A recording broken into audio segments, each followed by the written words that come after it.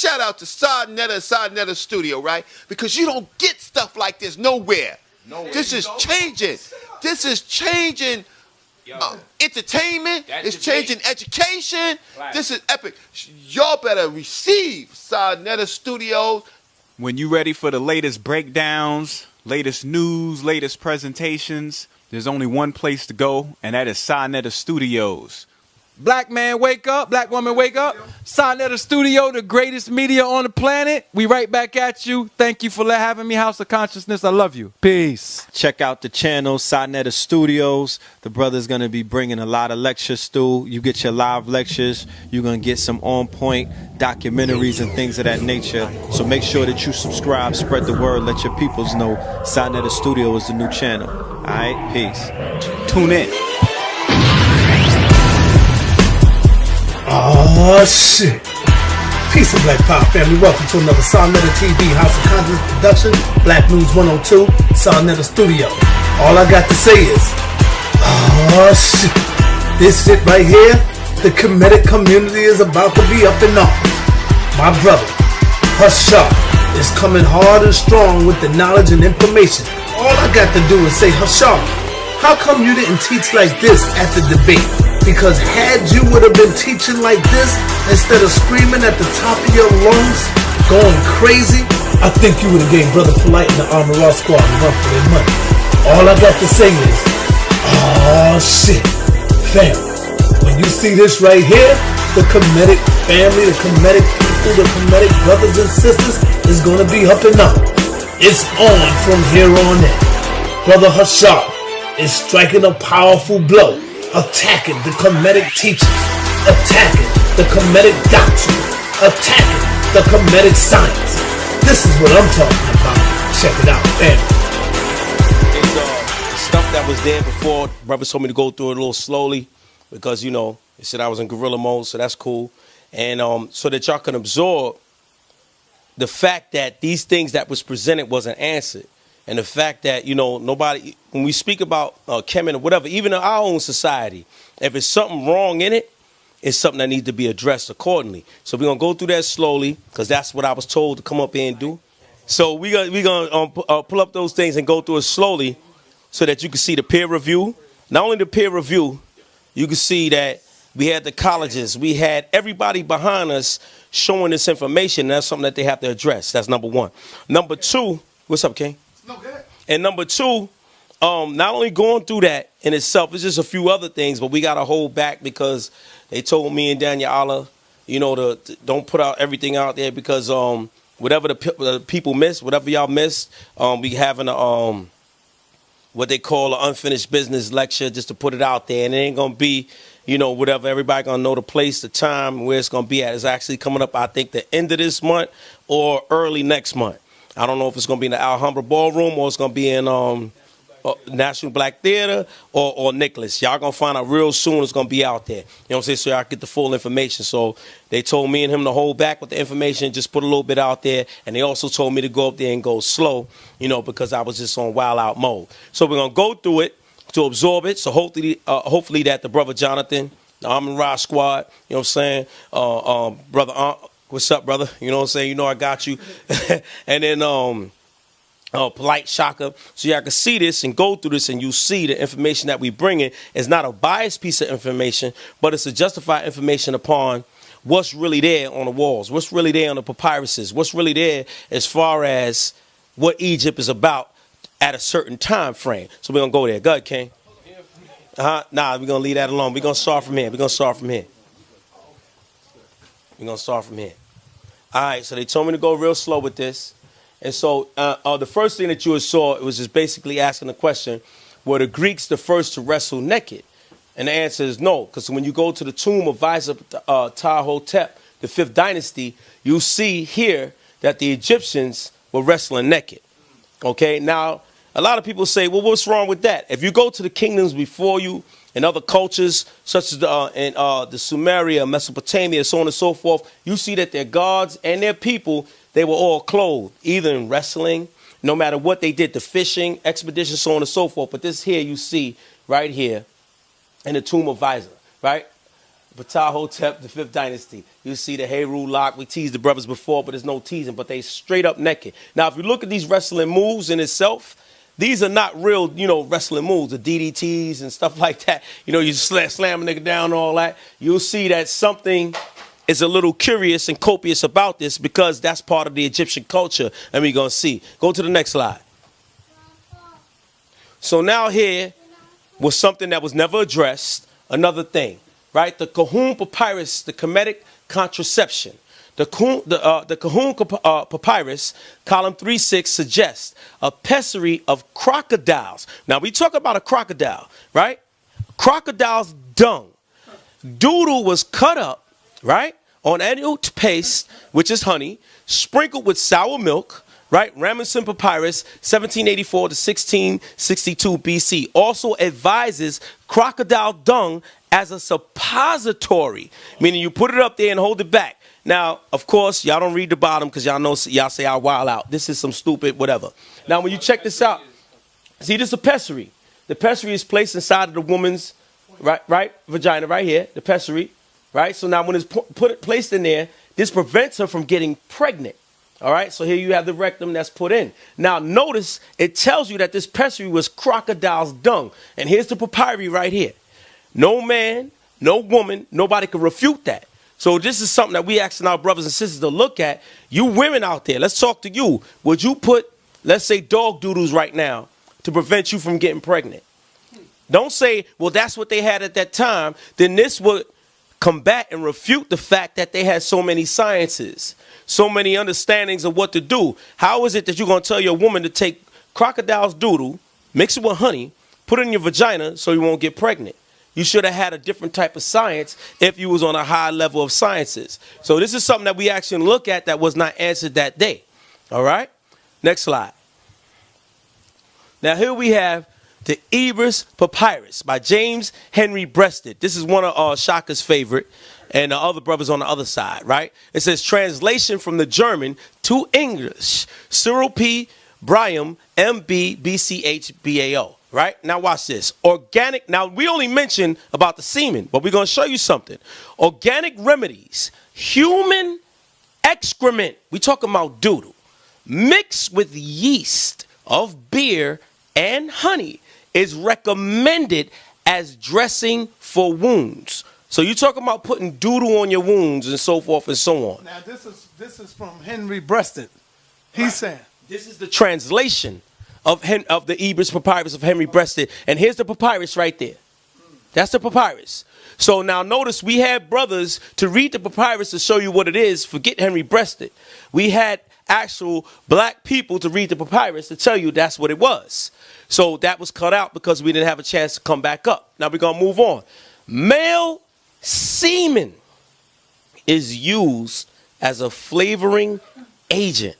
Now, when you think about flavoring things, you got sugar, you got salt, you got pepper, you got, say it again, you got lemon, you got paprika, you got all sorts of things to flavor something, but you have to ask yourself, why was male semen used as a flavoring agent?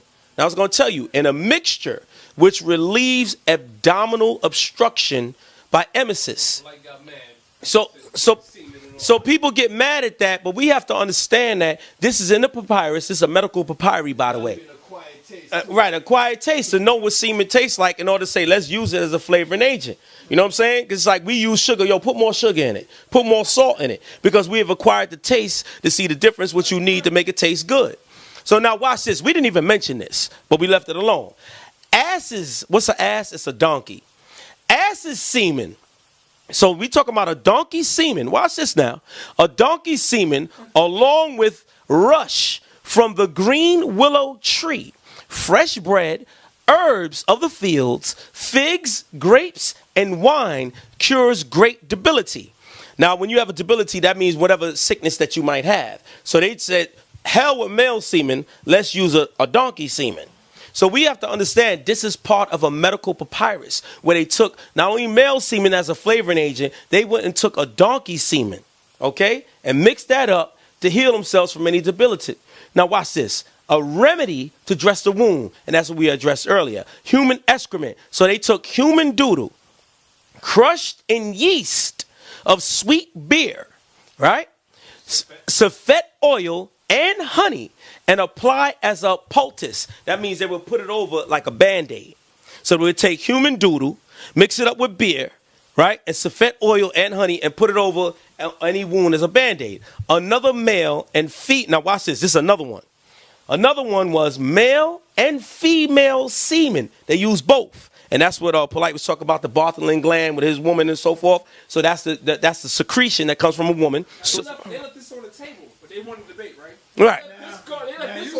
This is the papyrus. This is the papyrus. That's why we're showing you right there. Now, the funny part about it, if anybody want to question us and say, well, the Germans, they translated. Well, Henry B. breasted that. Well, that's what Shaka loves. But we had on deck, we had brothers, okay? A brother from Cameroon, okay? We also had another brother, right, from the Black Lotus civilization that can break this down and tell you that that's what it is.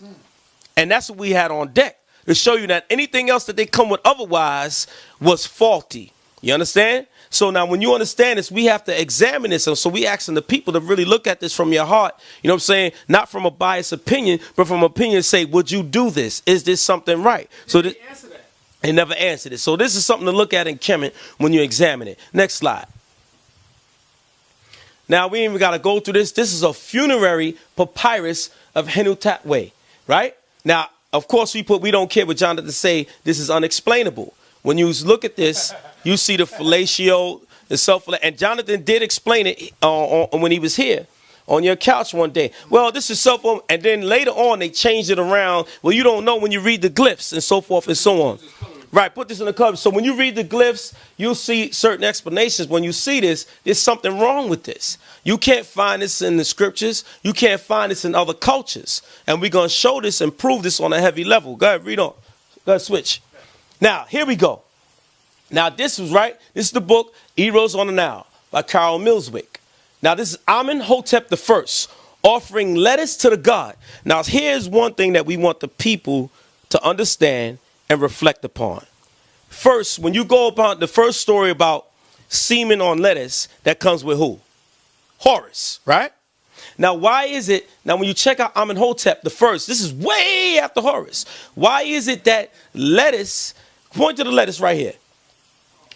Point up to the lettuce. Why is it that lettuce is an offering to the god? You understand? Why? Because, and a lot of people tell you that, oh, that was just a story. That was a mythos. That was comedy about Horus and Seth. Let's say it is, but it's something that the Egyptians kept to their hearts and they followed after, because here's the god Men. This is God, that's men with a hard penis. Now we understand men with a hard penis. Why is it that Amenhotep I, who came long after, and even Horus, why is it that he has an offering of lettuce to this god? Because they had certain particular practices that people were not familiar with. You understand? So now read on. Go past. Let's see. Here it is, the Iphilic god Amun-Re with the pharaoh Karnak. Now notice, we had what? Amenhotep I, right? With the same thing. Now you see what Amun-Re. Now here it is, hard penis, the same thing. Now when you see the Ankh, this is what Nasi was explaining about the Ankh being a sacrifice, right? So now there was evidently a sacrifice that was brought before this god, okay, for his penis and his rod to be hard, because this was a practice that most people don't realize when you go back to Horus and Seth. You could call it that was satire. You could say that that was a joke, but this was passed on, and this was tradition. Tradition in Egypt. Go to the next slide. Now here it is. I know Jonathan, he tried to express this when he said in coffin text spell 635 V1258 FG, Ray has no power over me, for I am he who takes away his breath. A tomb has no power over me, for I copulate between his buttocks. Right. Now this is what he explained with the Kundalini energy. Is this correct? He did not explain it. What did he say, King? No, I'm saying he tried to explain it, but what he said doesn't match this. It doesn't match it at all, because remember, if you're dealing with Kundalini energy, what most people fail to realize is this. Kundalini energy is something that has to be cultivated through self. You have to cultivate that through yourself alone. Now, if another man cultivates that for you, he has to go through the process of going through your rectum. And this is why you see the symbol. Point to the symbol over there in the glyph and spell 635. This is why you see that.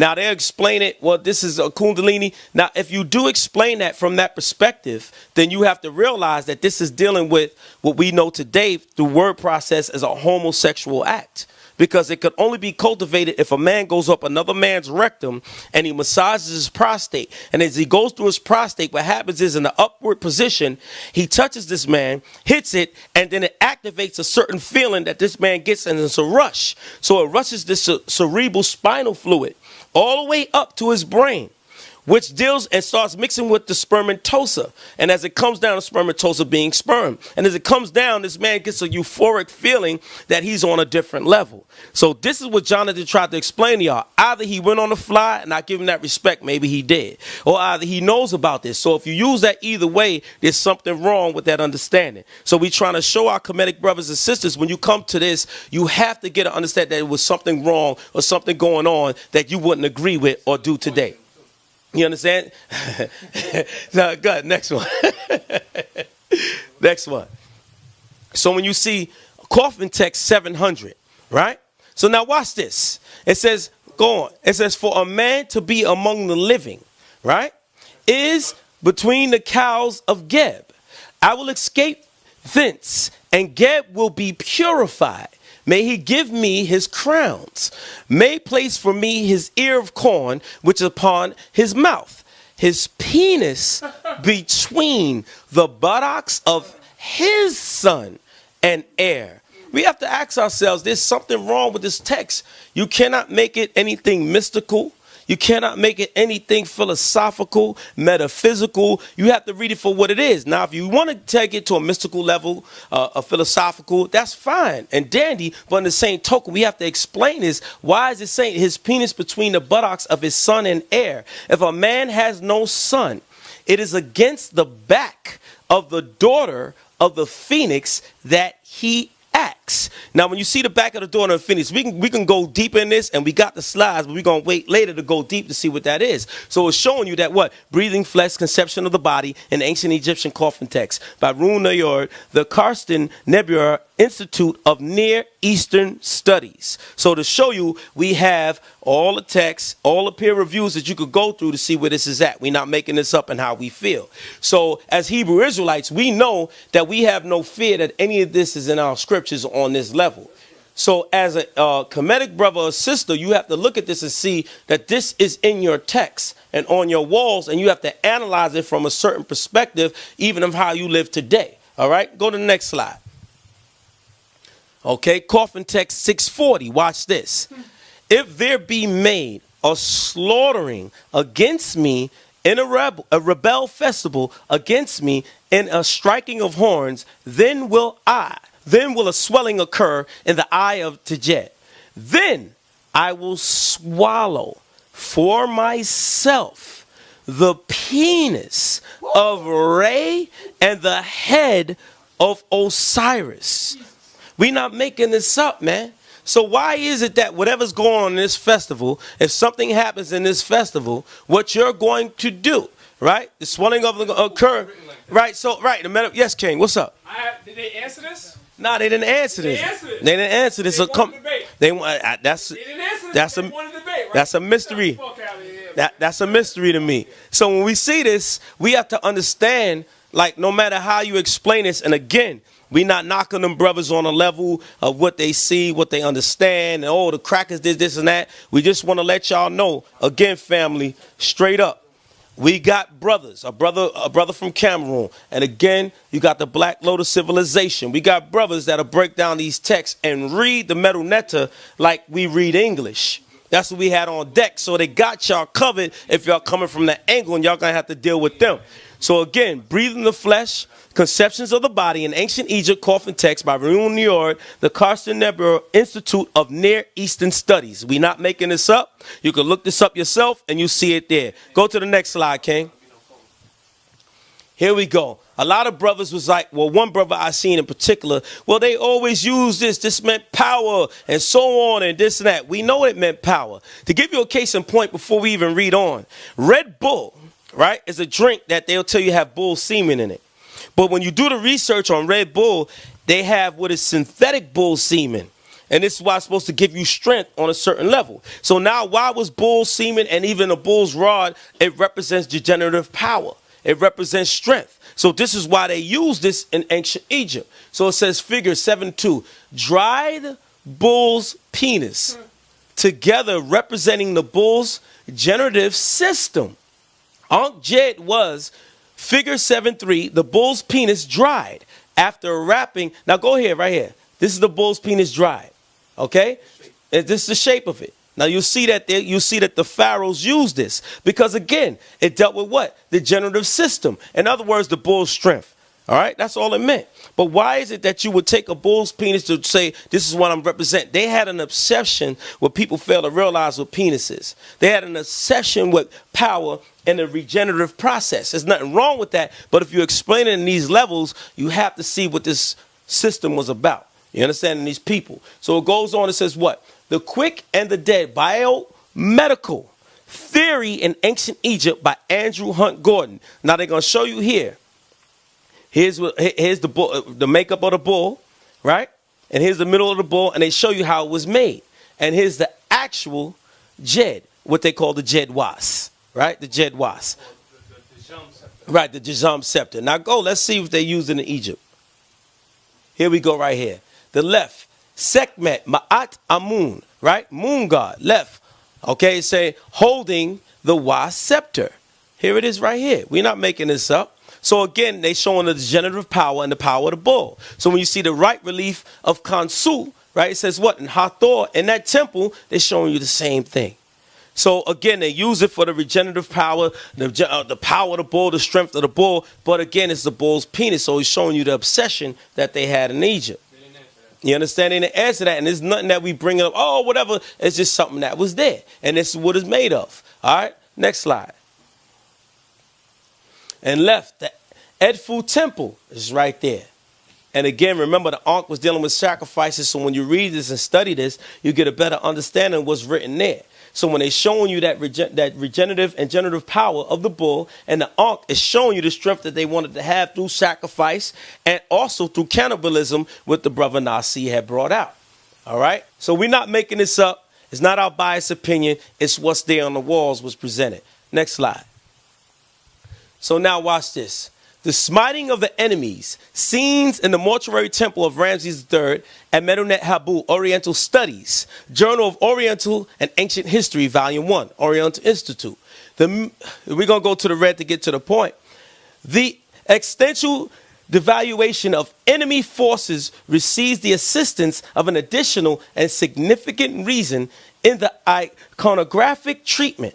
The counting of cut off right hands and genitals scenes, result of a diligent action of zealous army scribes who proceeded in rigorous counting. We see piles of enemy hands cut off 38,000, according to numerical data, surely exaggerated, provided by the inscriptions, and of fallacies 25,000. Okay, this information can be compared with the ones reporting the same event in the second open air court, where the values mentioned are respectively 3,000 hands and 3,000 phalluses.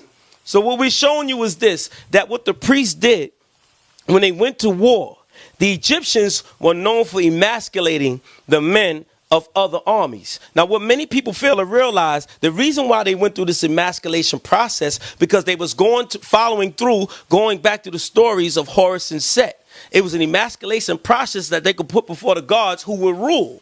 So now, if you emasculated your enemies, now you show supreme rulership over them. So the emasculation process was to cut off their hands. But why? Because the hand was dealt with power.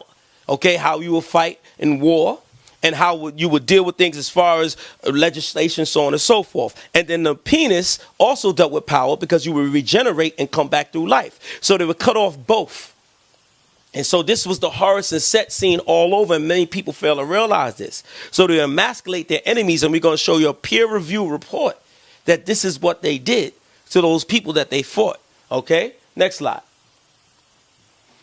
An ancient Egyptian carving showing scribes counting the hands of soldiers killed in battle by the forces of Pharaoh Ramses, temple of Medinet Habu on the west bank of the Nile at Luxor, Egypt. So here you see the hands that are collected. You see the hands. But okay, now before you even go there, the brother Jonathan, I know he's a sincere brother and a good brother, and all respect and salute out to him. But one thing, he went after Wesley Muhammad when Wesley Muhammad was showing the Nubians. And it's on his site. Y'all can go see it.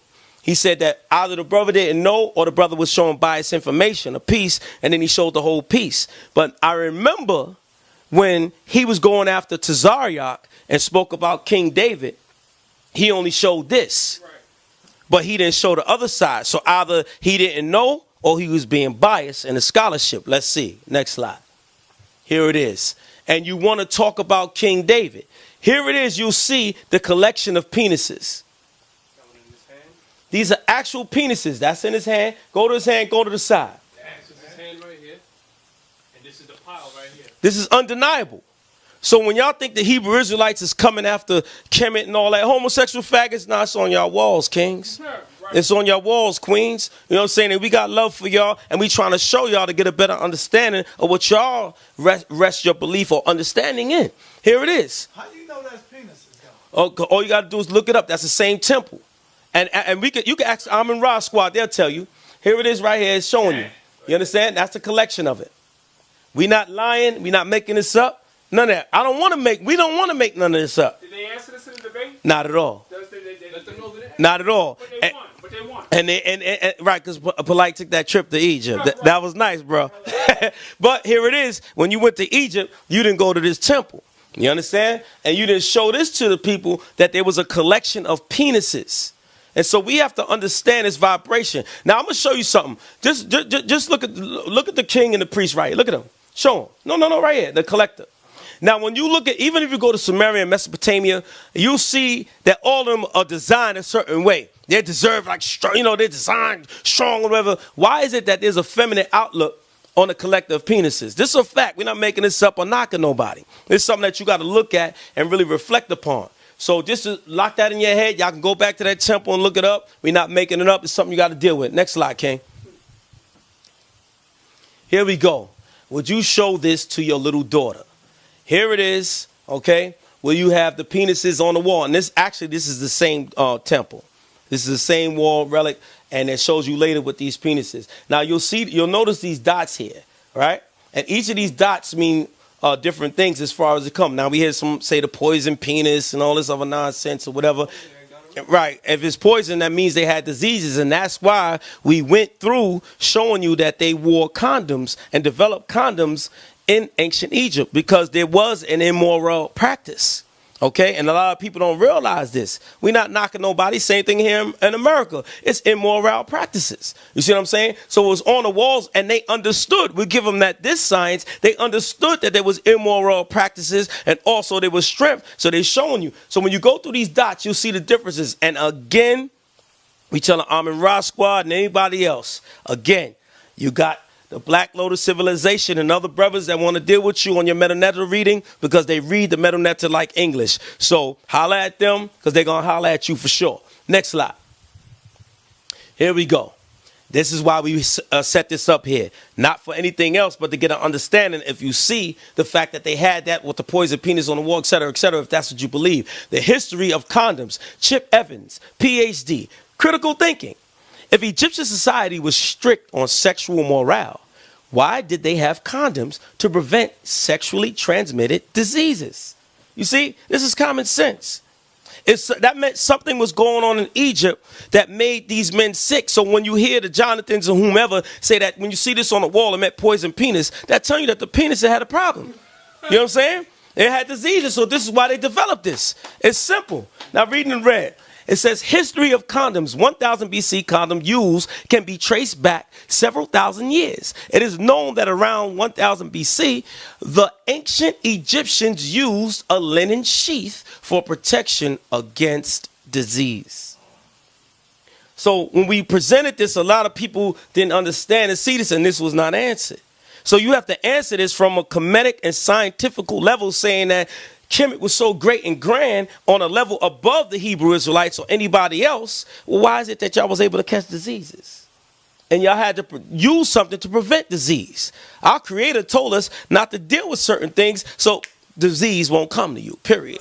Go to the next one, King. Egyptian linen sheath, condom 1000 BC. There you go. That's something that they got to deal with that they didn't deal with in the debate. Next one. Okay? Let's keep going. We're going to skip. We're going to skip this.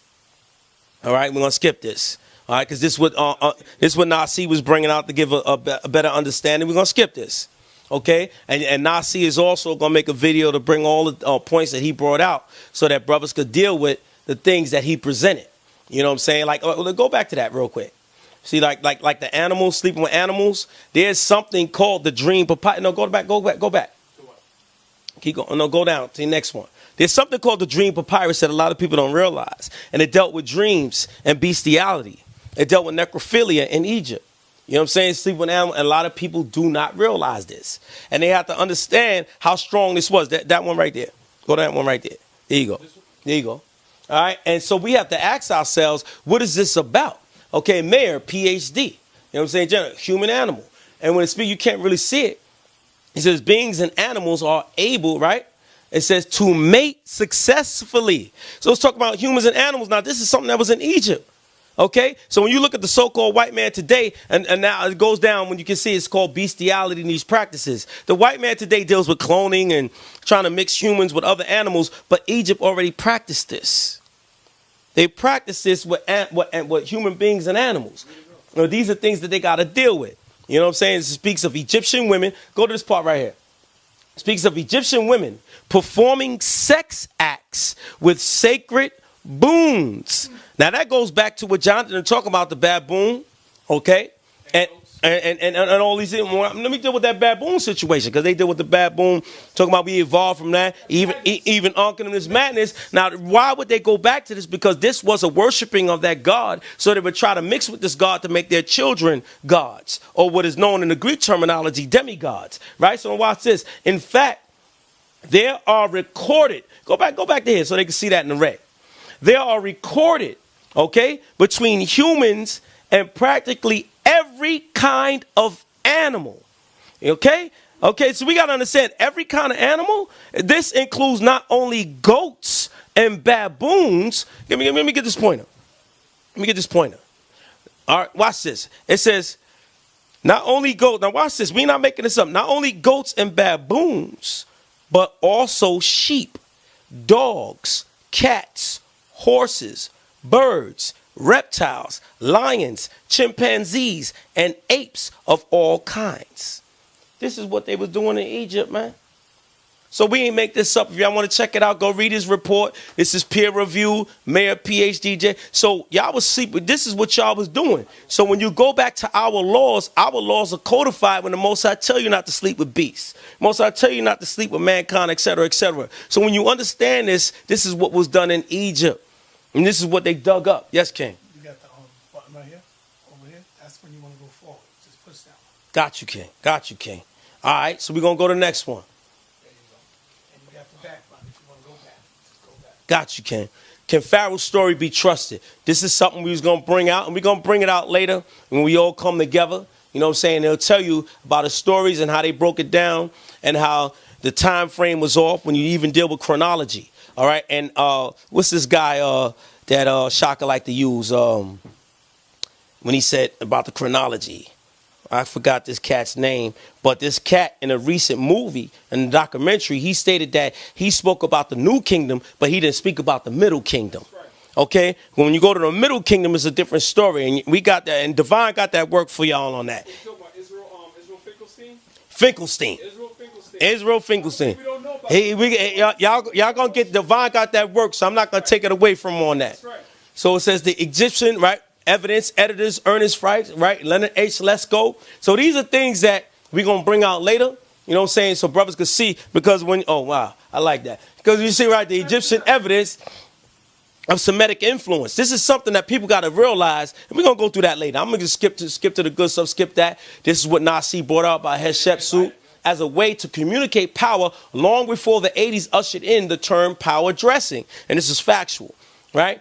Based on ancient sculptures, the Queen Hatshepsut, who became Egypt's first female pharaoh in 1479 BC and ruled for 20 years, sat on a throne bare-chested in a man's kilt, false metal beard, and a headdress adorned with cobras usually worn by male pharaohs. And here's another thing which y'all gonna realize when we bring out heavily, and y'all gonna be very upset, that the beard concept, okay, this was a Shemitic concept. This had nothing to do in the times of the Hamites in Egypt and the people of Cush. This was a concept of the Shemites. This is why they adapted later the Shemite gods and the powers that the Shemitic people were beards, and we're going to prove that emphatically, okay? So now it says, unlike lady Egyptian queens Nefertiti and Cleopatra, who wore noble women's clothes, Hatshepsut's cross-dressing reveals a pioneering female politician whose entitlement to rule as pharaoh was underscored by her masculine attire, writes Young. Deuteronomy 22:5. Y'all can go to the scriptures and see that. So these are all things that we got for you to see. And this is what Nasir brought out. All right? Next slide. Akhenaten marries his daughter. So these are things that brothers have brought out early. When you see this, we dealing with DNA and understanding about this marriage thing. Y'all can bring up Lot. The brother Daniel Allah, the king, he addressed that to you brothers that brought that thing about Lot, but it was garbage.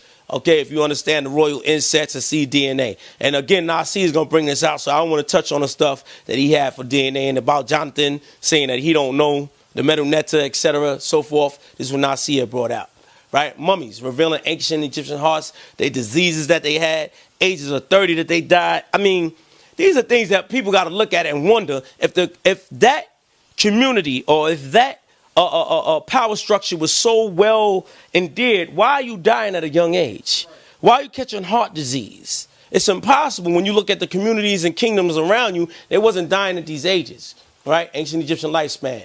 So Nasi brought out the sacrifice. And I'm going to lead this for him because he's going to bring this out again on his own and show that that's what it was about. And one thing that our brothers in Egypt don't realize, sacrifice of early king servants for the afterlife, right? Here we go in Temple Medunet, Habu, and Ramses. Show again with the penises, etc. Which y'all don't. Oh man, we gonna come back to this. Which one is this? Now, before I read this, y'all gotta understand one thing. Y'all can check out even certain movies. Aaliyah's last movie was The Queen of the Damned, when it showed her being an Egyptian and it was vampires. You can check out Blade Trinity. They'll show you that, and they even speak about that in the Sumerian Empire. So this was going on heaven in Egypt when they was eating the bodies. When you deal with Taharka, who's mentioned in the Bible, Taharka tells you, and he was supposed to be a Nubian, by the way, and ruling as a vassal king.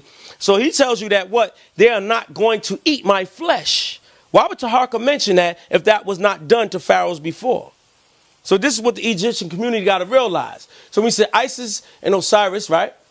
By Plutarch, published volume, Loeb Classical Library edition, 1936. The traditional result of Osiris dismemberment is that there are many so-called tombs of Osiris in Egypt, for Isis held a funeral for each part. But let's get down to the meat. Okay, we're going to go to the meat. And it is from these very fishes the Egyptians are most scrupulous in abstaining. But Isis made a replica of the member to take its place and consecrated the phallus in honor of which the Egyptians even at this present day celebrate a festival. So they have a penis festival, a phallus festival in Egypt. So these are things you got to look at. And yeah, you can say, oh, because this is what happened in Brother God. That's cool. But you got to look at a penis festival. I mean, come on. This is something. And they also do this in Japan, by the way. You can look this up. Now, here's it. Is there any difference exploiting the goddess? We don't mean to get on the brother Shaka because he mean well, and we do have respect for him based on his one principle. Shaka looked like what he believed in. That lock on the side of his head, the way he dressed, or whatever, the rest of them brothers is hard to believe. But there's no difference. And this sister right here, she was a Hebrew Israelite sister, but I'm going to leave it at that. That's real talk because we already know who you are. All right, reading on. Ancient Egypt 101, question and answers. We're going to go to the point. Let me skip to the thing. We got the sacrifices because Nasi going to bring this out. I mean, this is crazy, man. When you deal with the cop knife, the cop knife also represented the penis. A lot of people don't realize this in Akhenaten. Akhenaten, who was also, they said he had a disease. That's why he was shaped the way he was. But he was one of the kings that brought monotheism back and showing that what? You could be God, a woman, and a man, which is absolutely incorrect when you deal with him on that level. You know what I'm saying? Akhenaten was a cross-dresser his damn self. All right, so we're going to let the brother bring this out. We're going to get to the papyrus Nepsi, to these old things, crown of soot, this whole crown with the vulture on it. We got to mention that these guys didn't answer none of They ain't answer none of these things. But they won the debate. Right. And it's impossible. When you see this vulture, it's impossible when you deal with these kind of things. The blood of ISIS. All right. We're going to move on. Let's get to the... Now I see went in hardcore with this right here. Shemzu, that god, you know what I'm saying, blood, and dealing with the cannibalism. These are things that were brought out that were ignored. I wouldn't say ignored, they weren't addressed. Let me put it that way. And maybe they'll get time to address these things. Okay, about this pyramid text here. Wallace Budge, and when he spoke about the Book of the Dead, here's the chopping of the hands. And this is what Nasi was bringing out right here when you see this symbol, right? See this symbol right here? And this symbol right here? What this symbol means to cook, eat, and fire. So when you have this symbol with the chopping off of the heads, why is this symbol there? Because it was dealing with that sacrifice of cutting off their heads, cooking it, and eating it. You understand? But a lot of people, and we'll show you, here's the difference. Fire, heat, and cook. Fire, heat, cook. So let me go back. Fire, heat, and cook. So this is what Nasi Yashuvel was bringing out. Now, why is this? Here we go right here. Here we go right here. Why is this on the walls of what to do? Let's go back so you won't think we making this up. Here we go right there. Same symbol. You see that, Sarnetta? Mm-hmm. I see it. Sarnetta's like, nah, I ain't saying nothing. You see that? So these are things to really look at and examine on a different level. And this is what he's bringing about Akhenaten, supposed to be so, harmless. Here it is, killing the duck. He's going to bring that out, and he's going to really break it down how he does it. Pharaoh Merenptah, here we go. Again, now it wasn't only Ramses now. You have what? In 1300 BC, the Egyptian Pharaoh Merenptah had inscribed on the walls of the Temple of Karnak the story of the amputations of over 13,000 phalli, which is penises, of his enemies. So, right. That's not what they're saying right there. So you got one pharaoh here, you have another pharaoh, okay, in the temple of Menehebu, where he was collecting penises, and here's another pharaoh collecting penises. We not making this up, man. This is not our thing. And you can look at this Bits and Chains, Brody, 1956. Okay, so here you go. Surgery, Illustrated Guidebook, and so forth. We're not making this up. Nasi going to bring that out further. And about the Ankh, that's something he going to go into deep himself when he brings that out. All right? We trying to get to the point. See, this is crazy, man. When you look at this, when you see those things, let's get to that. The other thing? Yeah, there we go. We're going to go to that. Nasi is going to bring those things out on a heavy level, you know what I'm saying, and what he was presenting. You know what I'm saying? So that things that we just presented on that level, so we got more. And what the people fail to realize is something for you to look at, something for you to study, something for you to say, well, you know what? Was it right? So again, why you find that? You found it? We're gonna get to the point of yeah. So now, what people got to realize is this one thing. If you say we lost, I would say we lost on sensationalism. Polite did his thing with that Egypt trip, but we got stuff on there we can show you. But in the same token, y'all have to realize in retrospect and say, wait a minute, did they answer this? Wait a minute, do I agree with this? This is something that you got to look at for yourselves to see if you agree with it as part of you. And that's for the Kemetic community and the Hebrew Israelite community, whoever say it otherwise. Now go, let's get to this. Right. Because we had everything. Give me the cannibalism, man. Give me the cannibalism. So the people can see the cannibalism video. Hit that video real quick. Because we're going to show y'all, because y'all heard it, and the brothers, and they're going to pull it up. Y'all heard for a long time, Israel, they ate their babies. The Israelite ate their babies. Israel ate their babies. It was so fly, Polite pulled it out again. Now, we was ready. We just didn't get a chance to go back up. So we just going to give you this little piece, and we just going to put up. Because, everything is on the walls, right? So let's see. So as soon as the brother set it up. I hate to jump into the brother, you know what I'm saying, Hashar's presentation, but I have to ask, y'all brothers that say we lost the debate, how many of these slides that the brother's putting up did these brothers answer? How many of these slides that the brother Hashar is presenting did these guys answer? I said it before, man. These brothers presented about 30 slides, and at most you guys answered about 4, and you run around saying you wanted the debate. You probably don't even remember these slides. So right there, that shows that you guys didn't win no debate, man. You did not win the debate. That's a goddamn lie, man. Stop fooling yourself. I understand. Listen, I understand. Look, right here. I understand that you brothers needed a moral boost. Kemet needed a moral boost. You guys needed to have a victory. for somebody to say that you won a debate because you guys been getting your ass kicked every goddamn debate. So you guys needed a moral victory. So you answered 3 or 4 slides, so you guys say you won, but you lost. That's the facts. Go ahead, bro. Right, that's what's up. That's what's up. All praise the Most High. Watch this. So now, y'all have always said we ate our babies and blah blah blip blah blah blip.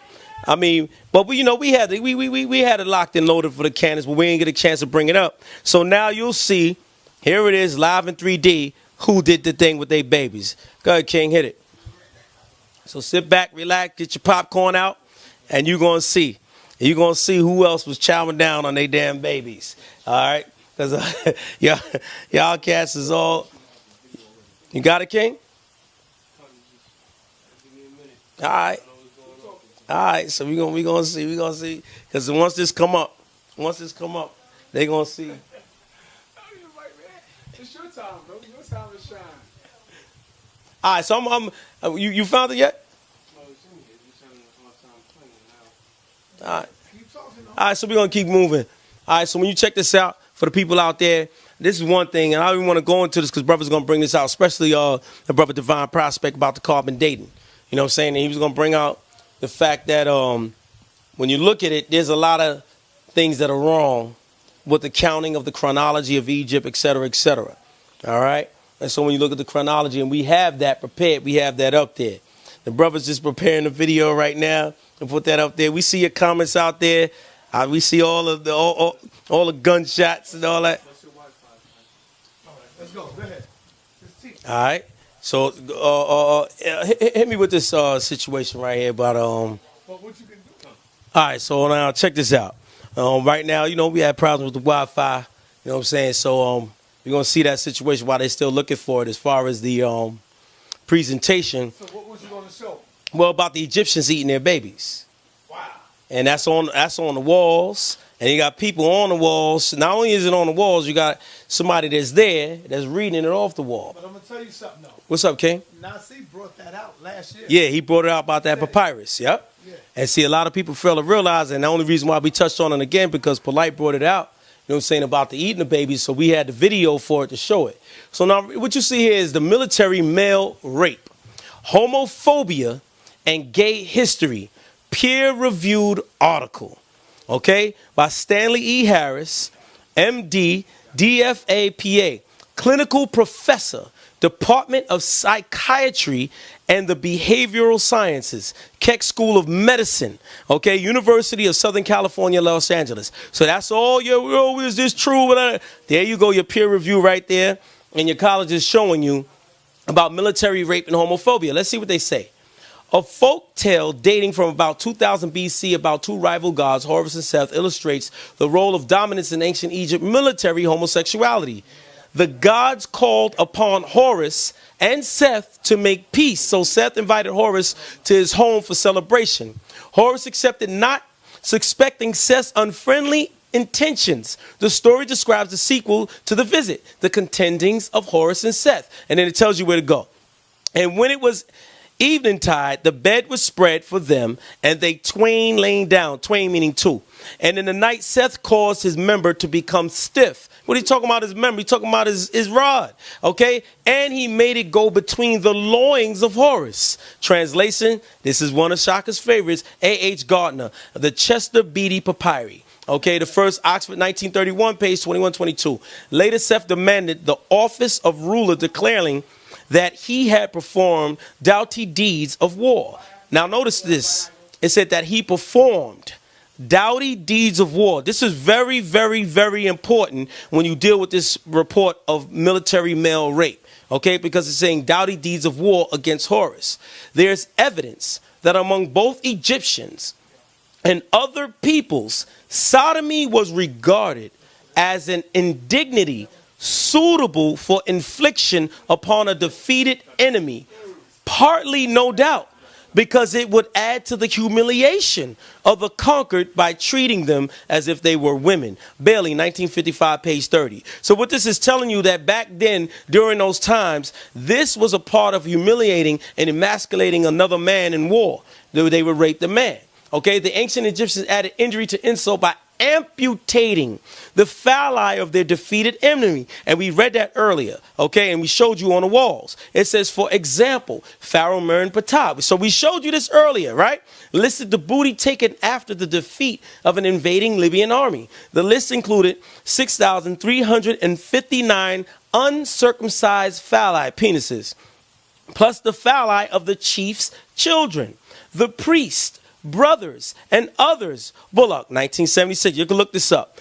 A 13th century BC stone relief in Thebes shows Egyptians offering spoils of war to their king. Now let's see what they offered to their king. Its inscription translates, prisoners brought before the king, 1,000 phalli, penises collected. Okay, phalli collected. This is crazy. Phalli collected 3,000. Apparently, the ancient Egyptian soldiers dominated their enemies by emasculating them and raping them. Bolo, 1976. Again, this is peer reviewed. You have to look at this and see that, whoa, there's a problem in Egypt when it comes to this. Let's move on. Now, again, we salute the brother Jonathan, you know, in his attempt and what he said about the penis and what did he say? Because I'm not exactly sure. Because it comes from the spine. Dealt with the Kundalini energy. What's that again? The coccyx bone and all these things. We salute him for his brave attempt. You know, because either he made it up on the fly or either he never showed his source. Right, he never showed. And that's another thing. He never showed his source, you know, or his peer-reviewed understanding based upon what he was saying. And that's very important in what the king said and what he mentioned. So now we're going to read and see what happens about this gateway if it is true. If it is true about this is dealing with Kundalini, this is dealing with the energy and setting it up. Let's see. The Sodomite gateway. Royals solve the riddle of the Sphinx. Let's see. In part 17, the imagery associated with the order of the garter was seen concealing and revealing the Sodomite gateway. The plumage of the headdress establishes a connection between the royals of England and the pharaohs of ancient Egypt. This is what you see them wear, you know, when they have the plumage, the feathers hanging out their hats, so on and so forth in England today, and how it links up with England. So watch this. When we interpret the common imagery, it speaks to us of their shared serpent heritage and how ritual sodomy is the secret basis of their access to power, gnosis, and illumination. It also leads us to the riddle of the Sphinx. I found this image that speaks to me of biological mechanism of the Sodomite gateway. The open third eye is pictured by the Wijat symbol, also known as the Eye of Horus. The crown bird that resembles a vulture is the sodomizer. Perched behind the crowned serpent is the familiar serpent seen extending out from the forehead of Pharaoh's gods and goddesses. The bird and serpent Kundalini opening of the third eye is what plumage of the order of the garter hat is all about. So we'll see imagery and see what they were speaking of. So when you understand this, when he was speaking about the Kundalini energy and all this rising up, it had something to do with that sodomy. That's why when you go back to that text that the brother was speaking about and he tried to use, again, this text, he said that it has something to do with the Kundalini, but Kundalini is only drawn by an individual, not another individual activating it. So now how could he copulate between him and do this Kundalini energy? So now let's see. Let's see this imagery about what we was talking about with the plumage. All right, let's see if it go. Let's see. Yeah, here we go. Now this is what it was talking about here. Right now this is known as the sodomizer. And this is known as the sodomizer and the whole illumination, what they deal with. And this is the vulture behind the Eye of Horus, so forth and so on. And here you see the caduceus. Now this represented the Kundalini energy rising. And a lot of people fail to realize this with this understanding. Now, why is the third eye of Horus? Remember, because this is dealing with the brain and the activation. Dealing with what? Dealing with that chakra that gets activated and open. Now, how is it open? It's open by the base chakra. The base chakra, this vulture, representing that Kundalini energy. That vulture activated it, boom, they hit there, and it rolls up. And this is where you see this caduceus. This is factual. We're not making this up. So this is where they come from with this when you deal with the Illuminati, when you deal with all their initiations of all your favorite actors, actresses, your rappers, your musicians, this is what they're dealing with right here. Okay? And this is something, so if Jonathan made this up, or if he came by the fly, salute. Or if he already knows about it and not telling you what it's about, here's the symbol, and it's on their walls. All right? So we can't make this up. Go ahead. Let's see the next one. Go to the next slide. So this way we're going to see. So again, family, this is nothing we made up. Now watch this. Sodomic mind control quotes Ecstasy Through Tantra by Dr. No, this is not a regular person. By Dr. John Mumford, page 61. The secret tradition of magical tantra teaches that the anus. Now remember, he was speaking about, oh, that's Kundalini rising. Remember, it said to copulate. And there was another man that copulated inside of another man.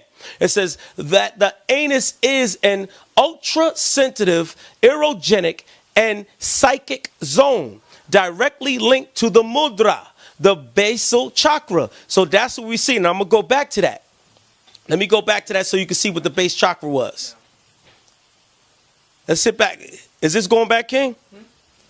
Let's get this back on reverse. Go back to that base chakra so they could see. All right, what that vulture was showing as the sodomizer. All right, so when the brother breaks that down, here it is right here. This is the base chakra. This is the sodomizer. And this sodomizer activated it. What? Boom. Here's the activation. Here's the Kundalini, what they call from. So now we're going to move forward and go back. Again, the secret tradition of magical tantra teaches that the anus is an ultrasensitive, erogenic, and psychic zone directly linked through the mudra, the basal chakra. Hidden through the mudra, boiled and compressed like a spring, lies the primal power of the nervous system, manifest as the snake goddess Kundalini. So if the brother was talking about that, this is what it is right here. The terminus for the pipe of flesh is the anus, composed of an internal anal external sphincter. Rings of muscle surrounded a body orifice. The word sphincter, and watch this, means a knot or a band, and is derived from the same Greek base as sphinx. So this was the secret of the whole zone, right? So this is where the Greeks terminology from the sphincter to the sphinx, and later you get this word, right?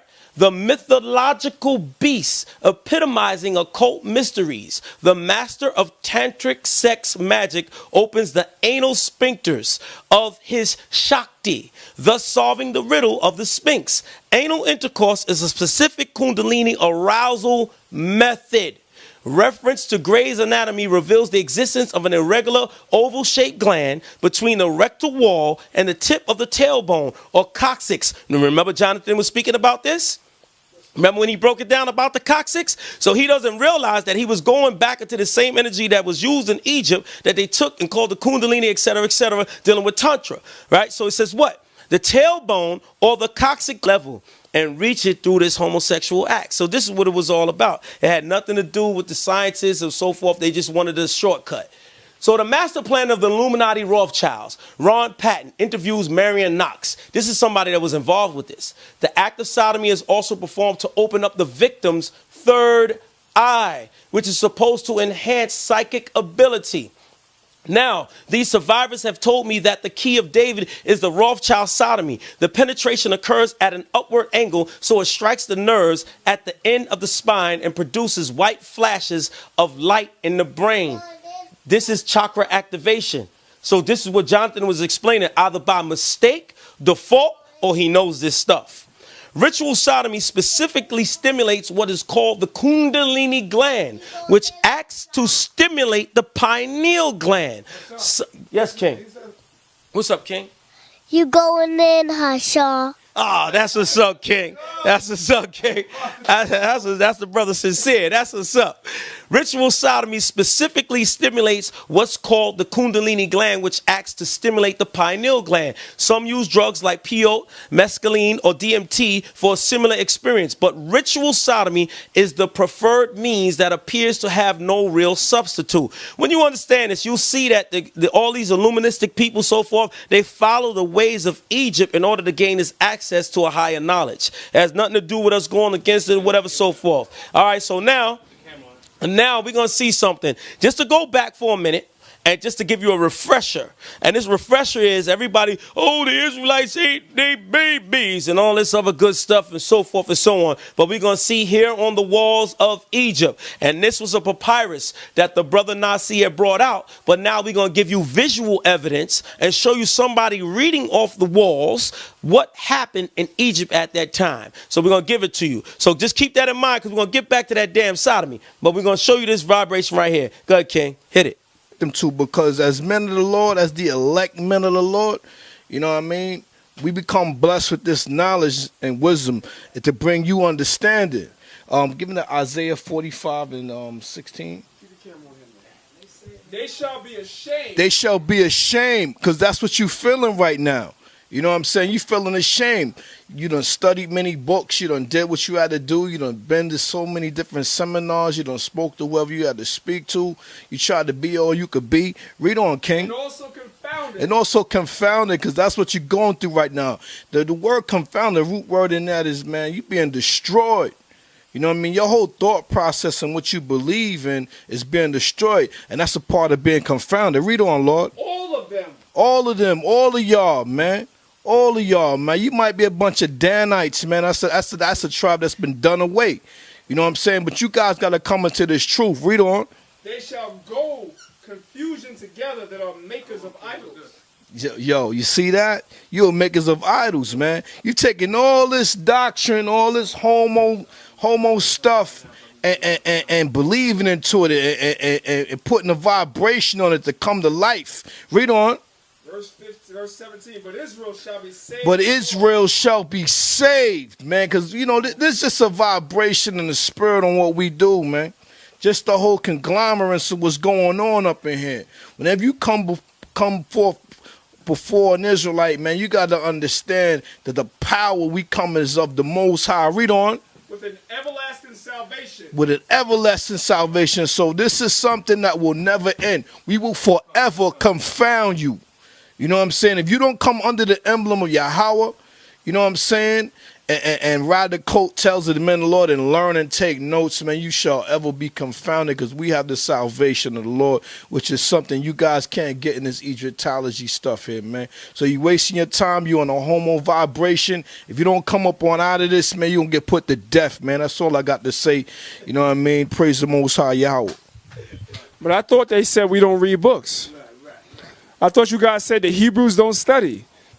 You guys pull out Ecclesiastes chapter 12, verse 12, where it says, the making of many books, there is no end, and much study is weariness of the flesh. So you ignorant, no scripture knowing people, a lot of y'all try to pull Ecclesiastes 12 and 12 on us, not understanding what that means. When it says the making of many books, that's talking about books about the Most High. That's the books that we don't deal with. We don't deal with books, all these different books that speak about the Most High. But when it comes to the history, as y'all seeing from the brother Hashar, we go in. I don't care what y'all say, we go in. That's what's up. That's what's up. So now we going to hit the video. What's up, Sincere? What's up, polite? You give him a shout out. So what we about to show you, I mean, you could check this out. In this video, you got your camera on so they can know they can get this from you. Okay. We about to show you. I can get this from Sarnetta. You know what I'm saying? Sarnetta sells this video right here. See this video right here? It's called Ancient Egypt on Earth. So next time you're on 125th, or call Sarnetta, or go up on his website, and you'll get this video. And what you're about to see is on disc 2. All right? It's on the second disc, and you'll see this information that's very powerful about the eating of babies. And there's a lot more information on here. All right? Y'all shouldn't be saying nothing about that no more. You know what I'm saying? Because it's on y'all walls. It's right there. It's real clear. And y'all can see straight up that, look, y'all ate your own children during a certain time. And, you know, a certain time of family. You know what I'm saying? And y'all sold this and sold that. You know, and you know, we ain't knocking nothing and we ain't knocking nobody. But we just trying to get you to stop knocking Israel, stop knocking on our door. You know what I'm saying? Because your door looks just as bad, if not worse. You know what I'm saying? So, you know, we're going to close out real quick because we got other stuff to present. We're going to close out real quick because we got other stuff to present, you know what I'm saying, at that time. And we're going to let the people know what time it is. Here, go to the next one. Let's see real quick. So, just saying to our Kemetic brothers and sisters, And we also saying to our Israelite brothers and sisters, y'all can see that it's fair game in the opening when you deal with ancient societies and what's going on. You know what I'm saying? That's it. Matter of fact, we're going to skip the carbon dating. You know why? Because let's get to some understanding about the Bible. It's good for our people, so forth. Let's get to that so we can close out, because we got other stuff later to present. You know what I'm saying? And it's going to be really big. You know what I'm saying? The brother Danya Allah, priest Danya Allah, Zion Lex, Divine Prospect, you know, and Kabal, and hopefully Nasi. We come back down. It's going to be really big because brothers going to present all the information that they ain't present before. So we just going to get to something real good for y'all. And this is see about the Bible, the KEMET situation. So y'all can see that the Bible is not what you think. It's not what you believe on some old, fairy tale. The Bible is actually scientific and it's been proved by science. It's been proved by DNA on many levels. So we can forget the word. Let's throw the word Bible away because we know there's a Greek terminology coming to the word biblios. Let's forget what you think. Oh, it's a fragment of different books coming together, but these books deal with a perfect science. And we're going to see this. Let's see. You got that, King? All right, cue that up right now. Now watch this.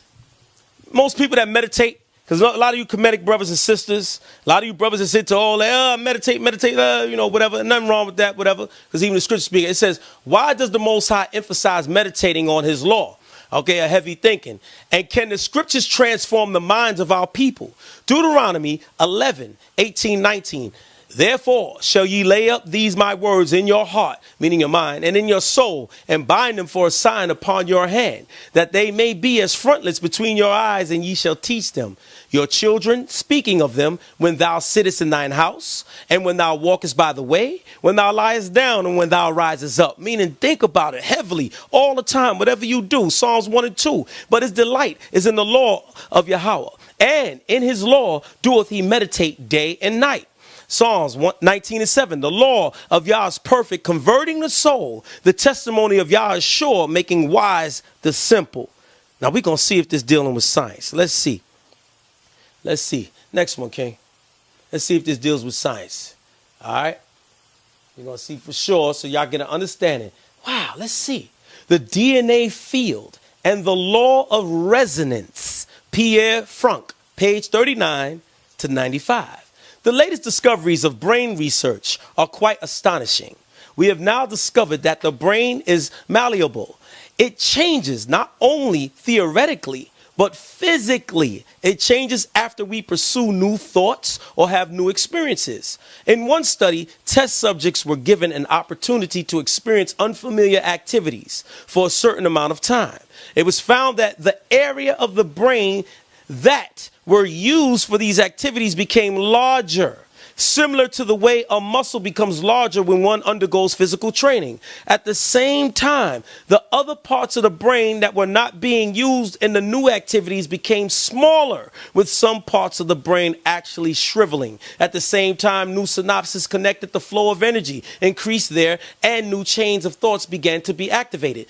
The brain possesses the ability to completely change a networking system and create new neuron pathways when it does or thinks about something new for a specific amount of time. Now remember, when it said the Most High said to meditate upon his laws, meditate upon the things day and night. So the brain actually changes. This is why when you see Hebrew Israelites, we in a change modality. When y'all cats thought I was actually beast in there, let me tell you, me and my whole squad, even the Lions of Israel and they squad, if you think that the Most High didn't change us, it would have been a different atmosphere altogether. Believe that. It would have been totally different.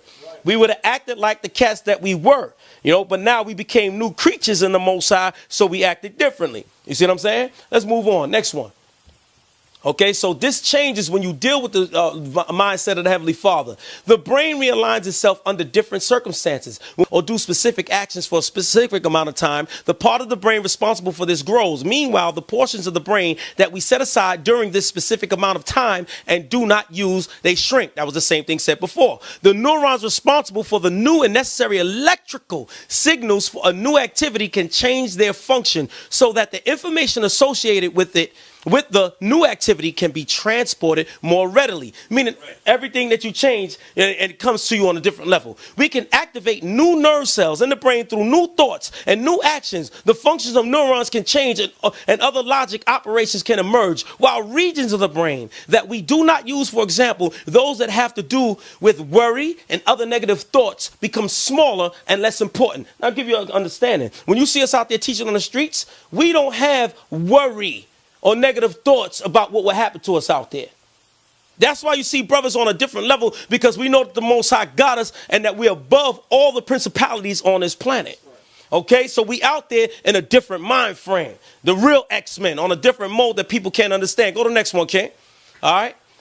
So we could see that dealing with the Most High changes you altogether. Much to their surprise, neurologists have determined that the brain can actually forget old convictions when a new neural pathway is created. It can replace an existing one in effect. The possibility is quite high that this new pathway replaces an old one, meaning you get on a different level. So when you speak to Israelites, you see human beings on a different level. What level? What the Creator made when he said, I created man in his image after his likeness. We on a level of the Most High created us after him. So this is why we speak and act the way we do. It is generated by a certain way of thinking. When you see us, we know that we are the kings and queens of this planet. We the rulers of this. We taking this over. So this is why we go into this science of DNA. When you see an Israelite out there, you say, y'all niggas is crazy. No, we not crazy. It's just that our pathway of thinking is on a whole science level. And people don't realize this. Go to the next one, okay? Does it make sense now? Let's see about our thinking.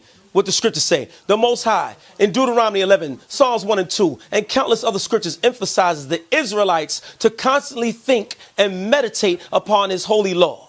In turn, the brain makes it second nature to keep the law of righteousness, and the area of the brain inclined to do evil, murder, steal, adultery, covet, etc., begins to shrink, while the area of the brain focused on keeping the commandments continues to grow. The kingdom of heaven is within you. Boom, Yasharala, man. All right. So it says Psalm 19:7, the law of Yah is perfect, converting the soul. The testimony of Yah is sure, making wise the simple. And that's what you see in our transformation when we deal with this word on a different level. Go ahead. Continue, King. Now watch this. Because say, what about praying? So when you see us, let's see. The beauty is Pure Consciousness by Francis Nunn. Closeness to God. Now this is an actual picture of the brain. Okay? What they took under prayer. So you see the baseline and meditation, right? It says the parietal lobe. This is the lower lobe and how it's activated on a high level. Now let's see how Israelites deal when they pray, when they're in the zone saying the Shema, Yashar Allah, Yahweh Eloheinu, Yahweh Echad. Let's see. Your brain during prayer and meditation. Andrew Newberg, a neuroscientist at the University of Pennsylvania. You can see it's all red here when the person is just at rest, said Newberg, pointing at a computer screen showing brain activity. But you see it turns into... Which one? All right. Right here? Okay. So again, you'll see the activation of the brain, right, through meditation and again through prayer and dealing in the zone of the Most High. So now this is a Buddhist finding. So now let's see what happens. Your brain during prayer and meditation. Andrew Newberg, neuroscientist at the University of Pennsylvania. You can see it's all red here when the person is just at rest, said Newberg, pointing at a computer screen showing brain activity. But you see it turns into these yellow colors when she's actually doing prayer. Right? These changes, says Newberg, are signs of the power of prayer to heal, said Newberg. We see not only changes in the activity levels, but in different neurotransmitters, the chemicals in our brain. Because the brain basic body functions like heart rate, blood pressure, and immune system, he said, there's evidence to show that by doing these practices, you can cause a lot of different changes all the way throughout the body, which could have a healing effect. James chapter 5, verse 16. Confess your faults one to another and pray for one another that ye may be healed. The effectual, fervent prayer of a righteous man availeth much. So understand this. When you see Hebrew Israelites and you see us saying, Kwam Yasharallah, that's not to act like a fool. That's to bring a vibration. That's when people hear it. They say, I feel that. Because I never felt it once before. Right. You know, say polite. Everybody say, damn. You remember polite? I think he said, yeah, I ain't saying Kwam Yasharallah no more.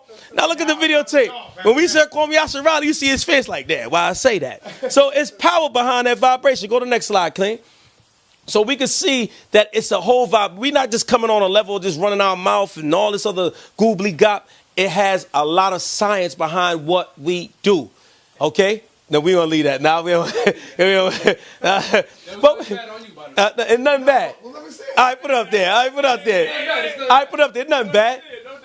What does Sarnetta have to say? Let's see. Black News 102. The Hebrews are nothing to fuck with. Okay? All right. And then he says what? Black News 102. They smashing all y'all right now. Okay? This is what he say. Let's see. What does Sarnetta have to say?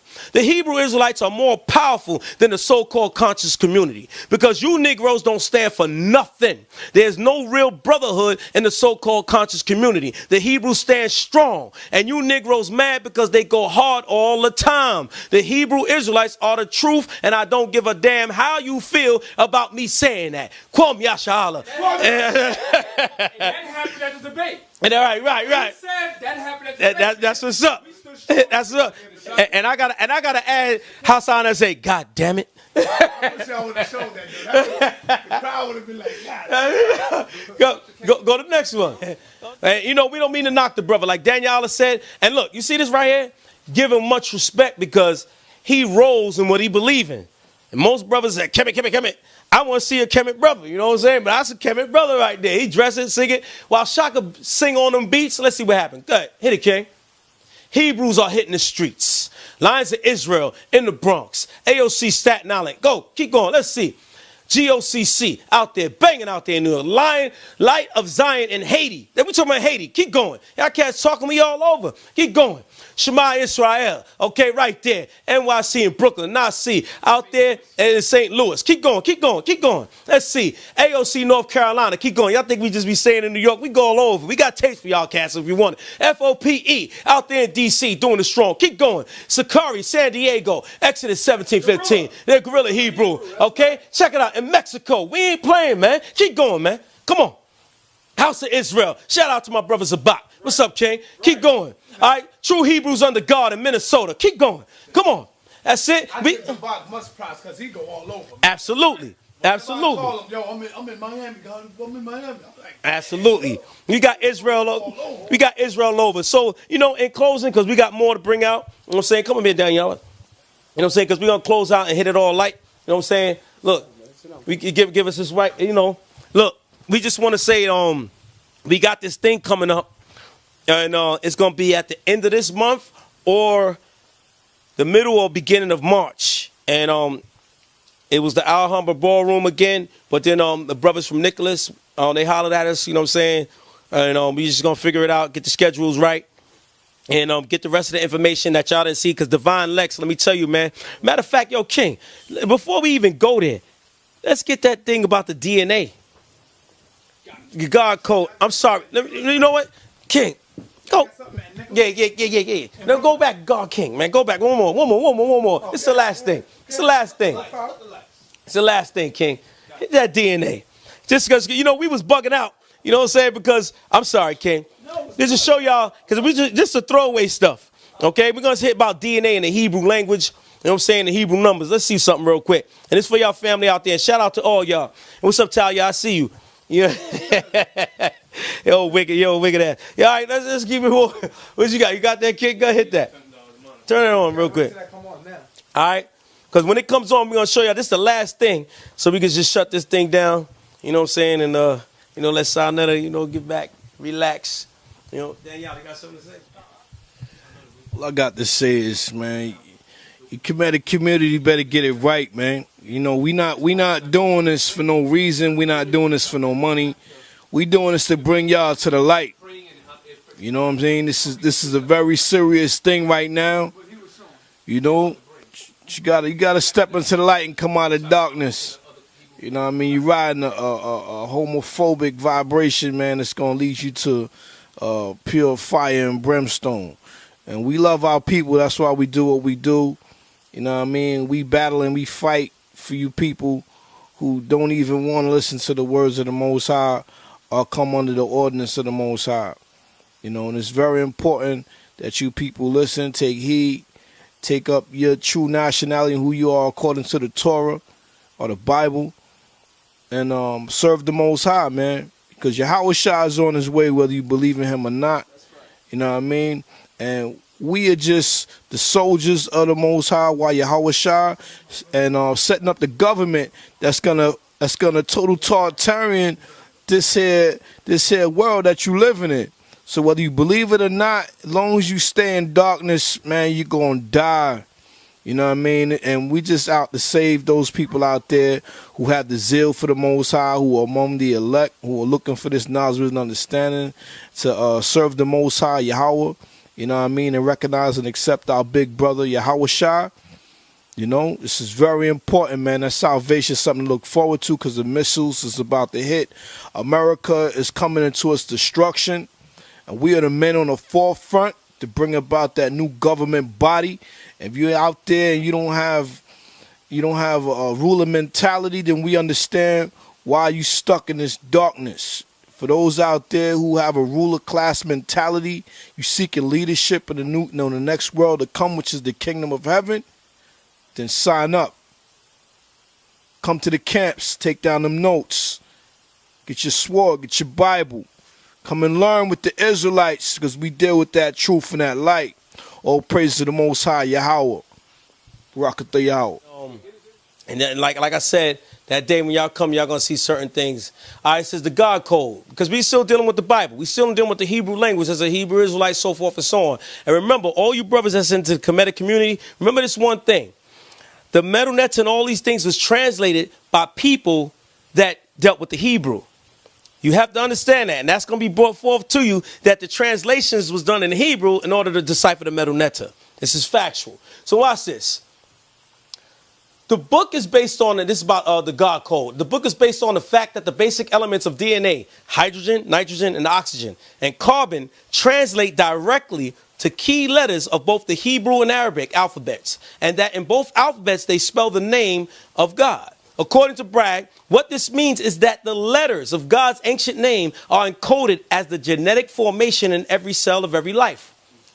The message that is revealed when the chemistry of our cells is translated into the letters of ancient Hebrew is God, eternal within the body. This is why when you go back to the scripture, when he says, what, I created man in my image after my likeness, you'll find this out. The odds that this relationship has occurred by chance are approximately 1 in 200,000. That means there's no chance to make this like it was made up. Like, this is not a coincidence. This is for real. The whole makeup. Each letter of every alphabet can be linked with a specific number value. The primary Hebrew alphabet, which has been used for at least 3,000 years, has 22 letters, each having a unique sound and number. Go to next.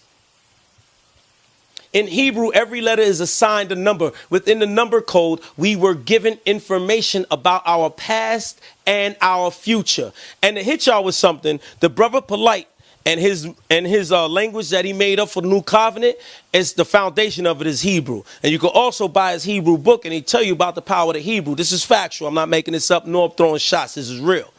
Secrets are encoded in these Hebrew letters, and the hidden number code in the Hebrew language offers a link between the worlds of science and spirituality.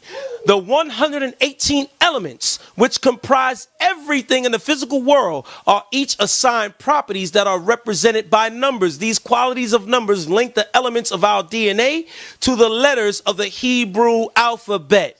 This means that the bridge between letters and elements is one of numbers. Hydrogen, nitrogen, and oxygen, respectively, have number values of 1, 5, and 6. In the Hebrew alphabet, only 3 letters have hidden number codes that match the mass for the element of creation. Okay? So we're going to skip this for time. Let's go to the next. We're going to skip this for time. Now here's the chart. It's going to show you. Page 106 in the Hebrew alphabet, there are exactly 3 letters and only 3 whose hidden number codes precisely match the simple mass for the ancient elements of creation. The hidden value of the Hebrew letters Yah, Ha, and Wa are found to resolve to the number 1, 5, and 6 respectively. An examination of the hidden number code for the Hebrew letters reveals not only does the direct relationships between the letters and the elements exist, the relationship is so precise that it cannot be mistaken. Okay, check this out. Alchemical element: fire, hydrogen, air, nitrogen, water, oxygen. Elements of our body's atomic mass as Hebrew letter code 156156. Same elements as Hebrew letters Yah, Ha, and Wa. Can't be refuted. Can't be refuted. So when we talk about we Hebrews, the sons of God, in the image of God, we are. You understand? Understand that. So it says Figures 5:3 is going to explain the same thing. Go to the next one. Why does the Most High emphasize? That was it. So we just going to keep y'all understanding when we speak about being a Hebrew Israelite. Come on, King. When we speak about being a Hebrew Israelite, when we speak about we this and we that and all that, it's not just chit chatter, not just cats running off at the gums and the mouth and we found something new. Because like the brother brought out earlier, he was a new Wabi. He was a 5% or whatever. And again, shout out to my man, God Cypher Divine. You know what I'm saying? My man Rock him out loud, the 18th letter. What's up, King? You know how we used to do. But anyway, so when you check this out, and also the Woo, what's up? And when you're all right, Killer Priest, what's up, Priest? And my man Priest, what's up? All right. So when you understand this whole vibe, our people fail to realize that we came from different walks of life. So when we come into this life, you see that it's untouchable. You know what I'm saying? Not untouchable to brag or be biased, but it's untouchable based upon certain sciences. And when people fail to realize this one thing, Israelites, we have challenged ourselves being Israelites. Challenge our information, challenge each other, so on and so forth. So it's at a whole nother level and a whole nother vibe when we dealing with this and we call our people to come back unto the Most High, law, statutes, commandments, and understand who you are and what you are as a people. So it's no disrespect to anybody, but all due respect to the Most High, Yahweh Shai, and all due respect unto the law, statutes, commandments, all due respect unto us as Israelites. And with that, I'm passing on to the king, but we having a complete thing with the brother Zion Lex. Y'all ain't get to hear him because he going to eat you. Trust. The brother's a beast. That scorpion's a beast. Believe that. Y'all ain't get to hear Divine. His full, listen, Divine, he really is a mongoose, man. He's going to kill that snake. I mean, that cat, his information is out of this world. Y'all going to hear Gabar's presentation, which he already did a beautiful job, and he's going to continue his presentation. And y'all going to hear the brother Nasi. You know what I'm saying? In his presentation, he got extra added on things. And you're going to hear that Panther, you know what I'm saying, Priest Daniel Allah, bringing on his full attack. You know, and we got other surprises. I got other surprises. So we just going to do our thing. And peace to the family. Whoever you are out there, all you Hebrew Israelites. Every single one of you out there. Even the hating Israelites, nothing but love here. You know what I'm saying? Got your back. You know what I'm saying? You know, the Most High always teaches that. You know, when an enemy fought, we got your back. We there. So with that, I'm going to pass it on. We're going to see y'all soon. And shout out even to our rivals, but our rivals in education and entertainment. You know, our rivals in entertainment.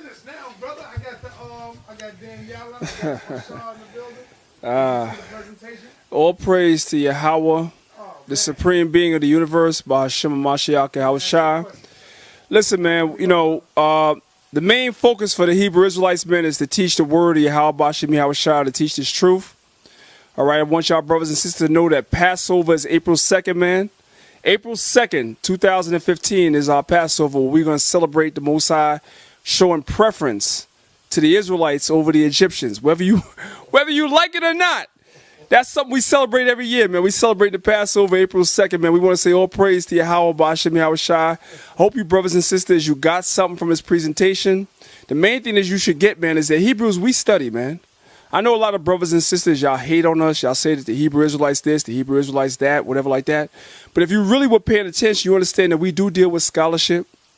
We do deal with sources. We do deal with information. And whether or not the information coincides with what you believe, if you about truth, you're supposed to go back and study everything that we said and challenge us on that, because that's what it's about, man. You know what I'm saying? We love our people. We do this for the love of our people. We love our nation. You know what I'm saying? We love all of Israel, because all you so-called blacks and Hispanics and Native Americans that's calling yourself Egyptologists, you really just Israelites, man. You just misguided Israelites. You're Israelites, and we love our people, man. I'm not getting paid for doing this, man. I don't get paid for going out in the streets every week, standing on the highways and the byways when it's hot, when it's cold, when I'm getting cursed out, when I'm getting called out of my name, when I'm getting disrespected, when I'm coming to debates and Polite's putting my image up on the screen like I don't know what the hell I'm talking about.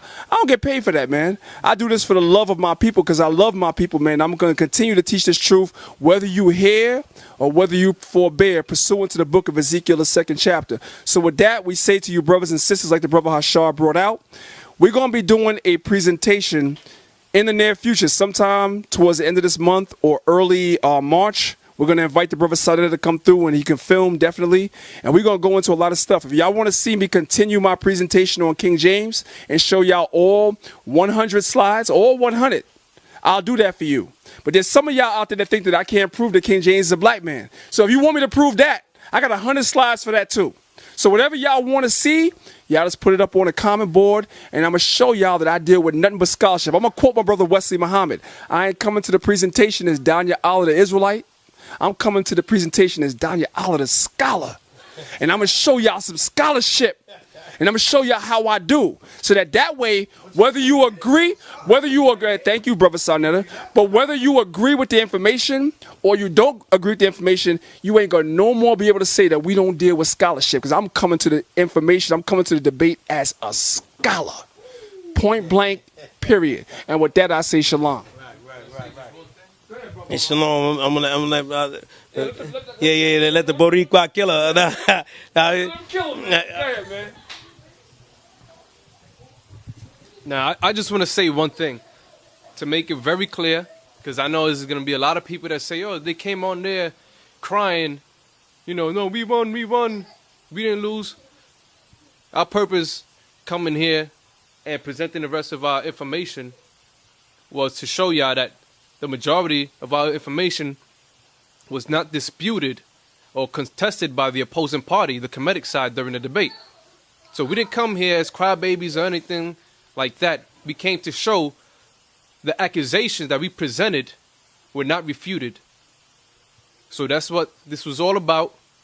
And so on the basis of information and lack of refutation, information always wins the debate if you're dealing with true scholarship, not sensationalism. So based on the information and the accusations put forth that were not denied nor refuted properly, the Hebrew Israelite community is taking this win in the name of the Most High Yahweh. That's all. Damn, Sonetta's not here to turn the camera around. Hey, Sonetta, where you at, man? Turn the camera around real quick, man. Because I heard your man Ankh just called through, man. Yo, Ankh, we showed you mad respect, man. We know that GMS call you Hong Kong Fooey, man, because of the way you talk. We know they call you Hong Kong Fooey, but we ain't call you that all show, man. So just show some respect, man, because you very disrespectful, man. You talk a lot of stuff about the Israelites. You are very disrespectful, man. And not one time I call you Hong Kong Fooey, man, and I could have. And with that, we're going to say shalom, man. That's it, man. All right, shalom. So we're going to pass it to brother Sarnetta, and salute to Sarnetta. That's my man. Me and him go way back. A lot of cats don't really know that. You know what I'm saying? Way back. Even the cats on his team don't even, they don't know. Way back. So it's all good. All day when he used to have the march out there in Harlem. He come back, gave us 5. We got tapes of all that. He's like, yo, man, my brothers, whatever. He used to be matter of fact, he used to come to some of the classes on Tuesdays and Wednesdays. You know what I'm saying, Khalid? So a lot of brothers don't know how far and deep this go back. So that's my man. You know what I'm saying, Sonnet, my man 50 grand. I know sometimes he be like, man, that nigga, man, he hate his life, but he do his thing. You know what I'm saying? And shout out to everybody out there, even our opposing brothers and all that. Just go through the information that you saw and just look at it, you know what I'm saying, objectively, you know what I'm saying, as opposed to biasly say, okay, whatever, I can see that there, whatever. We do the same thing because that's how we train. So we don't go out there in the street, it's on no monkey nonsense. We read the Bible, read the books, and all that, so we know. So when you see brothers out there, they're not out there being monkeys, you know what I'm saying? We just on our real zone. So with that, out of here, so we see y'all soon. One last thing real quick. And I want to say, as far as going back with Sarnetta, man, the brother that founded my camp, along with myself, is Elder Priest Bonloya. And Sarnetta could tell you that Bonloya was on the House of Consciousness in the 90s. So we ain't new to this, man. The brother Hashar is not new to this. He was dealing with Sarnetta in the 90s. And Sarnetta right now, he just pointed to his collection. He got pictures and videos of Bonloya on the House of Consciousness in the 90s. So we're not new to this, all right? So with that, I'm going to pass the mic on to Sarnetta.